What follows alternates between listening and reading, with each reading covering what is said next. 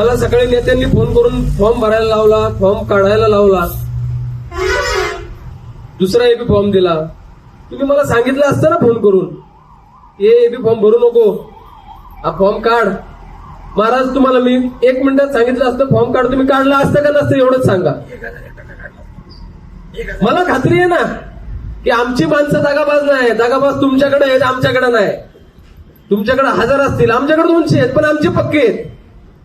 तुमच्यासारखे आज ही शिडी चढली की ती मोडायची, वरची चढायची, ती मोडायची, त्याच्यावर चढायचं, ते मोडायचं.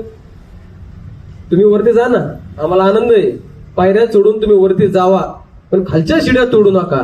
कारण ज्या माणसाला वरती जायचं असतं तो कधी ना कधी खाली येतो.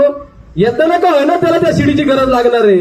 तुम्ही खालच्या शिड्या तोडू नका, ही माझी तुम्हाला सगळ्यांना विनंती आहे. आणि असं दगा तर अजिबात देऊ नका.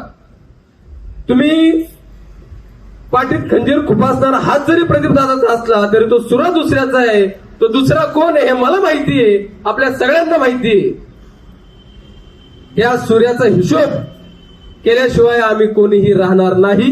कारण जर आज शांत बसलो तर पुढच्या वेळेस हे गृहीत धरतील की नाही, त्यांना नाही दिलं तर काही अडचण नाही.